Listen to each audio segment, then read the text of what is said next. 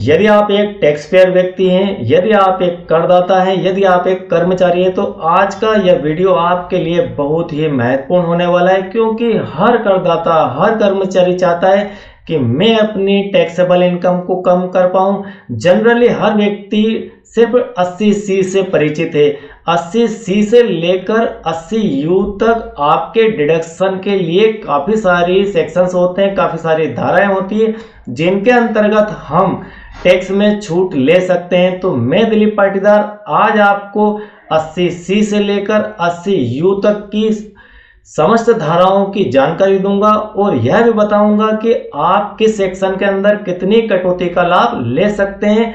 और डेफिनेट यदि आपने बिना स्किप किए इस वीडियो को देखा तो आपको कहीं ना कहीं आर्थिक लाभ होने ही वाला है। आप आर्थिक लाभ तभी ले पाएंगे जब आप सारे सेक्शन की प्रॉपर जानकारी रखते हो। तो आज के वीडियो में हम सीखेंगे 80C से लेकर 80U तक के सारे सेक्शंस के बारे में, कि क्या क्या इनकी लिमिट्स होती है और क्या क्या इनकी बाउंडेशंस होती है और किस किस प्रकार से आप इन सेक्शन का उपयोग करके आपके टैक्सेबल इनकम को कम कर सकते हैं। तो चलिए, वीडियो के अंदर आपको मिलने वाली है संपूर्ण और सही जानकारी इनकम टैक्स 2023-24 फाइल करने के लिए। सबसे पहले हमें समझना होगा डिडक्शन के बारे में। तो डिडक्शन की जो सेक्शंस होते हैं वे 80C से लेकर 80U तक होते हैं और मैंने यहाँ पर 80C से लेकर 80U तक के सेक्शन को 3 भागों में डिवाइड कर दिया गया है। पहले मैं इनके नाम से आपको परिचित करवा देता हूँ, उसके बाद में इनकी पूरी डिटेल जानकारी एक एक सेक्शन के यहाँ पर दूंगा। और इतने सारे महत्वपूर्ण सेक्शन हैं जिनकी जानकारी शायद आपको नहीं हो, और यदि आप किसी सेक्शन के अंतर्गत आकर वो खर्च कर रहे हैं तो आपको उसका लाभ भी लेना चाहिए। तो यहाँ पर 80C की हम बात करेंगे, 80C के बाद यहाँ पर 80C की, 80CC की, 80CCD की, 80D, 80DD बहुत ही महत्वपूर्ण सेक्शन है ये डी वाला।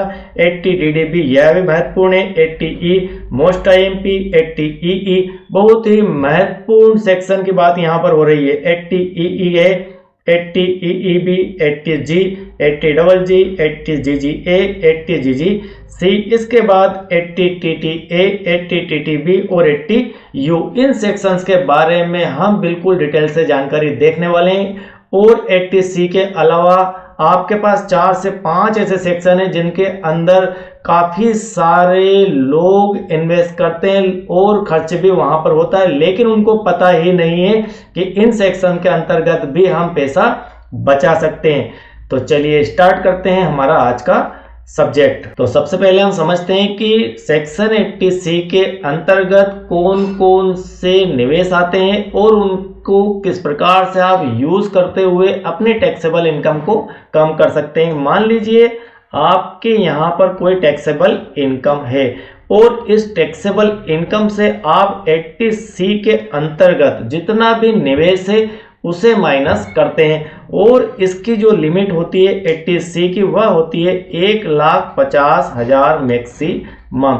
1,50,000 मैक्सिमम से मीनिंग यह है कि आप 80C के जितने भी सेक्शन हैं उन सभी सेक्शंस का यूज करते हुए मैक्सिमम 1,50,000 तक का ही डिडक्शन ले सकते हैं। तो हम यहाँ पर समझते हैं कि ये 1,50,000 किस किस विषय को लेकर आपके हो सकते हैं। तो आप GPF को इसमें सम्मिलित कर सकते हैं, आप EPF को इसके अंदर सम्मिलित कर सकते हैं, कर्मचारी प्रोविडेंट फंड को, पब्लिक प्रोविडेंट फंड मतलब PPF को भी लेकर आप डिडक्शन यहाँ पर दर्शा सकते हैं। उसके बाद जीवन बीमा प्रीमियम LIC को लेकर भी आप 80C का डिडक्शन ले सकते हैं। इसके बाद ELSS equity liquid saving scheme, इसके अंदर भी यदि आपने इन्वेस्ट किया हुआ है तो आप 80C के डिडक्शन का लाभ यहाँ पर ले सकते हैं। सुकन्या समृद्धि योजना में जमा राशि, यहाँ पर बहुत ही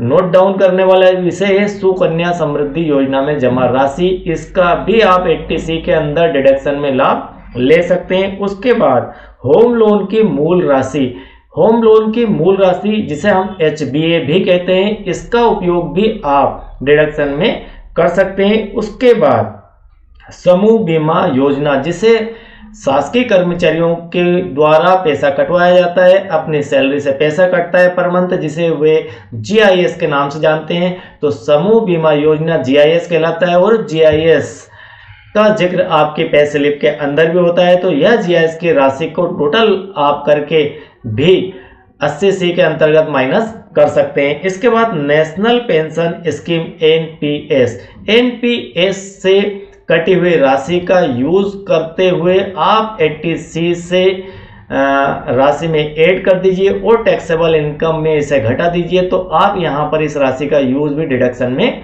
कर सकते हैं। इसके बाद राष्ट्रीय बचत पत्र, जिसे हम NCS भी कहते हैं, इसका उपयोग भी आप डिडक्शन में 80C के अंतर्गत कर सकते हैं। लेकिन यहां पर शर्त एक ही है कि यहां पर इसकी मैक्सिमम लिमिट 1,50,000 रुपए होती है। मान लीजिए कि आपने यहाँ पर 25,000 रुपये इन्वेस्ट कर रखे हैं, हम एक एग्जांपल से समझते हैं कि यहाँ 25,000 है और आपने इसके अंदर भी 25,000 रुपये इन्वेस्ट कर रखे हैं और आपने एनपीएस के अंदर यहाँ पर मान लीजिए 50,000 इन्वेस्ट कर रखे हैं, तो ये हो गई आपकी 1 लाख। और आपने यहाँ पर मान लीजिए 50,000 यहाँ पर इन्वेस्ट कर रखे हैं, मैं एक एग्जांपल ले रहा हूँ, और मान लीजिए यहाँ पर आपने 25,000 और इन्वेस्ट कर रखे हैं और आपका यहाँ पर भी 20,000 रुपये इन्वेस्ट हो रहा है। तो आप अगर इन सबको जोड़ें तो 50 आपका 1 होता है, 25 1 25, तो यह आपका 1 लाख हो जाता है और यह आपका 1.5 लाख हो जाता है। और यहाँ पर इन दोनों को जोड़ें तो यह आपका 1,95,000 हो जाता है। लेकिन आप जो भी है यहाँ से आप 1,50,000 तक का ही मैक्सिमम डिडक्शन ले सकते हैं। इसके बाद एक विषय और छूट जाता है, 2 बच्चों की शिक्षा के लिए शुल्क। तो 2 बच्चों की शिक्षा के लिए जो शुल्क है उसके अंदर भी उसको भी आप डिडक्शन में शामिल कर सकते हैं। तो यह आपका 80C सेक्शन हुआ और इस 80C सेक्शन के अंतर्गत इतने सारे विषय आते हैं जिनमें आप छूट ले सकते हैं। नेक्स्ट जो आपका है 80CCC, ठीक है। यहाँ पर 80CC के अंदर आप 1,50,000 मैक्सिमम छूट ले सकते हैं। यह सेक्शन भी आपका 80C के अंतर्गत ही आता है, यह उसका ही सेक्शन है, उस सेक्शन का सब सेक्शन समझ लीजिए। तो यह सेक्शन LIC या किसी भी बीमा, हम इनके बारे में डिटेल देख रहे हैं कि किस किस प्रकार से इन सेक्शंस की जानकारी आपको नहीं होती है। तो यहाँ पर आप इनकी जानकारी रखिए और आप प्रयास कीजिए कि इन सेक्शन के अंदर भी यदि आपने इन्वेस्ट किया हुआ है तो आप उसका लाभ किस प्रकार से लेंगे, और यदि नहीं किया है तो आप इन्वेस्ट करके भी इनमें बचत कर सकते हैं। यह सेक्शन LIC या किसी भी बीमा कंपनी के किसी भी इक्विटी प्लान में निवेश पर टैक्स डिडक्शन उपलब्ध करवाता है। इक्विटी यानी पेंशन, ठीक है, यहाँ पर विशेष रूप से जिक्र किया गया है पेंशन का। इस डिडक्शन का क्लेम करने के लिए प्लान पेंशन देने वाला होना चाहिए। यदि आपने कहीं कोई, चाहे LIC हो या किसी अन्य कंपनी से पेंशन प्लान लिया हो, तभी आप 80CCC धारा का यूज करते हुए डिडक्शन का लाभ ले सकते हैं, अदरवाइज आप इसका लाभ नहीं ले सकते। इक्विटी प्लान से प्राप्त होने वाली पेंशन या इस प्लान को सरेंडर किए जाने पर ब्याज सहित मिलने वाली कुल राशि या बोनस आयकर के दायरे में आते हैं। यदि आपने इस प्लान को लिया और आपने इसे सरेंडर भी कर दिया, तो सरेंडर की स्थिति में यदि ये कंप्लीट हुआ तो कंप्लीट, आप जानते हैं कि पेंशन प्लान 60 वर्ष की आयु में ही कंप्लीट होगा, और इससे पहले यदि आपने उसे सरेंडर करवाया है तो आपको जो राशि मिलेगी और जो ब्याज मिलेगा उस राशि पर आपको टैक्स देना होगा। तो यहाँ पर यह इंपॉर्टेंट विषय है। इसके बाद 80CCD और जिसे 80CCD1 भी कहा जाता है, यह आपकी क्या सेक्शन है और इस सेक्शन का क्या मीनिंग होता है। केंद्र सरकार की पेंशन स्कीम किसकी है, यहाँ पर सेंट्रल गवर्नमेंट की पेंशन स्कीम के तहत पेंशन खाते में जमा पर टैक्स डिडक्शन मिलता है। सैलराइड एम्प्लॉय अपनी सैलरी का 10% तक पेंशन अकाउंट में जमा कर डिडक्शन क्लेम करता है, जो अधिकतम 1.5 लाख रुपए है।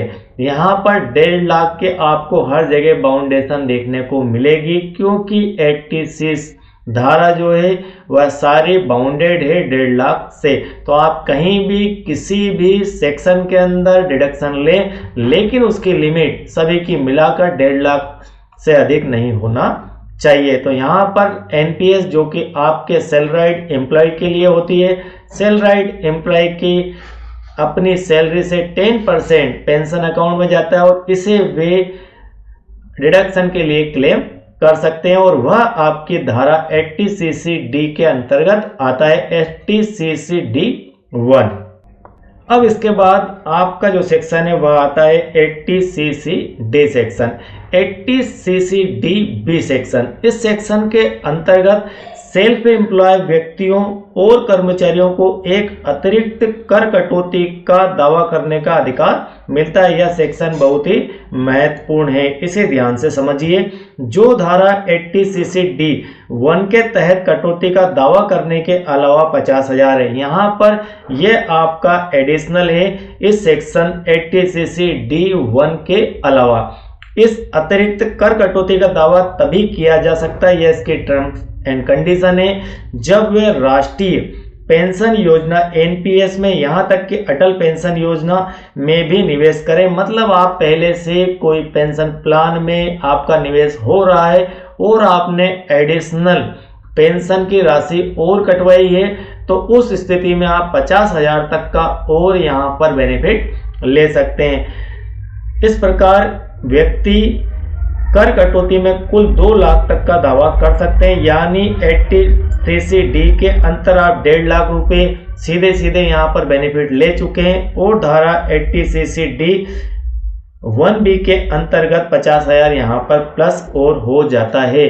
तो कुल मिलाकर यहाँ पर एक बाउंडेशन है कि आपने यदि कोई एनपीएस स्कीम में आप पहले से इन्वेस्ट कर रहे हैं, आपका इन्वेस्ट हो रहा है, उस कंडीशन में आप यदि चाहते हैं तो आप 80cc(d)(b) के अंदर भी 50,000 का क्लेम कर सकते हैं। लेकिन शर्त यह है कि इसके अंदर आपको एक अलग से एनपीएस अकाउंट या एनपीएस की राशि आपके एडिशनल जमा होना चाहिए। ठीक है, तो यह इसके टर्म्स एंड कंडीशन है, लेकिन यह आपके लिए लाभकारी है, इसको भी आप ध्यान से समझिए। इसके बाद विषय आता है 80cc(d)(2) का। तो यहाँ पर यह धारा एनपीएस के लिए योगदान से संबंधित है। एक कर्मचारी इस धारा के तहत कटौती का दावा कर सकता है। कौन कर सकता है? एक एनपीएस धारक, ठीक है, जो कि एक कर्मचारी भी हो सकता है, यदि उसका नियोक्ता कर्मचारी के एनपीएस खाते में भुगतान करता है। मतलब उनके जहां से सैलरी जनरेट होती है वहीं से ही उनका 10% सैलरी से अलग हट जाता है, कट जाता है। यहाँ तक कि इस धारा में कर्मचारी के वेतन की 10% सीमा भी तय की गई है। तो यहाँ पर बिल्कुल क्लियर है कि 10% आपकी ओर से आपके नियोक्ता के द्वारा काटा जाता है। इस कंडीशन में आप धारा 80cc(d)(2) के तहत क्लेम कर सकते हैं डिडक्शन के लिए। अब हमारा जो नेक्स्ट सेक्शन है वो 80D सेक्शन है। यह सेक्शन आपका 80C से अलग सेक्शन है। तो 80D जो सेक्शन है इसके अंतर्गत आप इसे बहुत ही महत्वपूर्ण समझिए। 80D के अंतर्गत क्या क्या होता है? एक व्यक्ति स्वयं, पति, पत्नी और आश्रित बच्चों के बीमा के लिए 25,000 रुपये तक की कटौती का दावा कर सकता है। यदि आपने कोई बीमा लिया है तो वह उसके अंतर्गत आप 25,000 की कटौती का दावा कर सकते हैं। और माता पिता के बीमा के लिए अतिरिक्त कटौती 25,000 की सीमा उपलब्ध है। आपके बीमा के अलावा आपके माता पिता के लिए आप यदि बीमा पर इन्वेस्टमेंट करते हैं तो उसकी सीमा आपके यहाँ पर 25,000 है।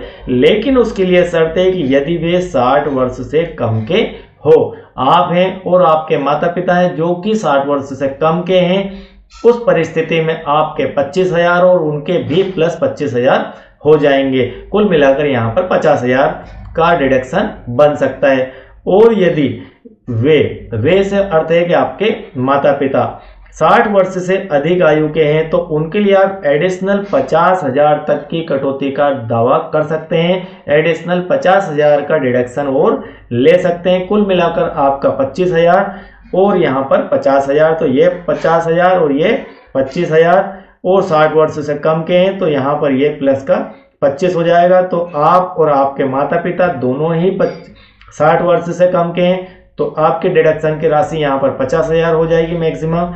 और यदि आपके माता पिता 60 वर्ष से ज़्यादा के हैं तब वो राशि आपकी 75,000 यहाँ पर हो जाती है, 25 प्लस 50। और इसके बाद नेक्स्ट सेक्शन समझते हैं 80DD। यह सेक्शन भी आपका बहुत महत्वपूर्ण IMP सेक्शन होता है। सेक्शन 80DD कटौती के तहत इसकी कटौती कब मिलती है? जबकि परिवार का कोई व्यक्ति आश्रित 40% या उससे अधिक आवश्यकता की श्रेणी में आता है। तो यहाँ पर दिव्यांग की बात की जा रही है। उस श्रेणी में यदि 40% या उससे अधिक का व्यक्ति हो तब आपकी जो सीमा है डिडक्शन की वह होती है 75,000 रुपये की सीधी कटौती यहाँ पर मिल जाती है उनके मेंटेनेंस के लिए, उनके खर्च के लिए। और कटौती की राशि 80% या उससे अधिक दिव्यांगता के मामले में 1,25,000 तक चली जाती है। इस डिडक्शन का लाभ बहुत ही कम लोग ही ले पाते हैं, सभी को इसकी जानकारी नहीं होती है। सब 80C के 5-10 डिडक्शन जो उनके रटाए होते हैं बस उनके ऊपर ही डिडक्शन ले लेते हैं। इसके बाद उनको पता ही नहीं कि कितने प्रकार के डिडक्शन और होते हैं जो कि उनके लिए फायदेमंद होते हैं। तो इसका फायदा 1,25,000 तक का भी मिल सकता है और 75,000 तक का भी मिल सकता है। इसके बाद आपका एक और महत्वपूर्ण सेक्शन होता है 80DD का।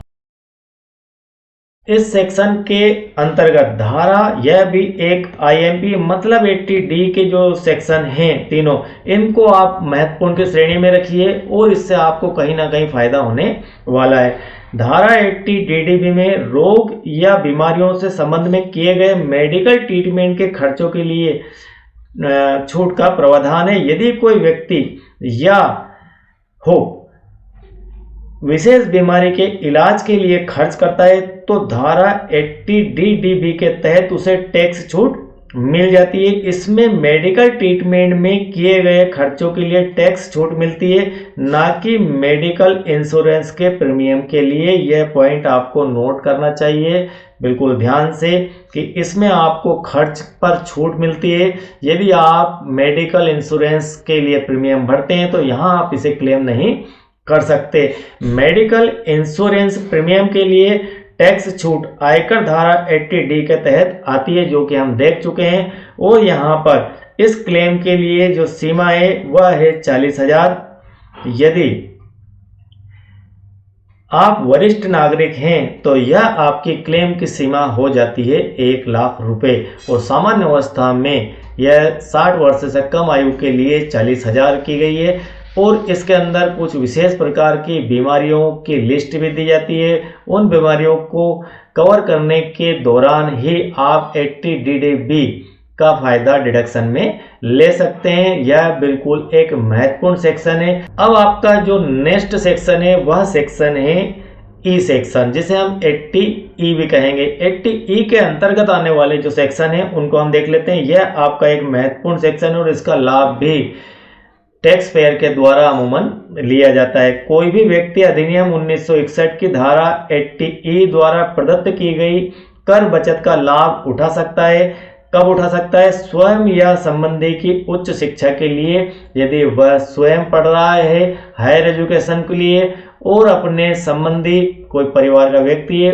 उसकी एजुकेशन के लिए उन्होंने लोन ले रखा है, तब उसकी ब्याज राशि को लेकर वह इस डिडक्शन का दावा कर सकते हैं 80E के अंतर्गत। अब इसके बाद आपका नेक्स्ट डिडक्शन का सेक्शन आता है 80EE।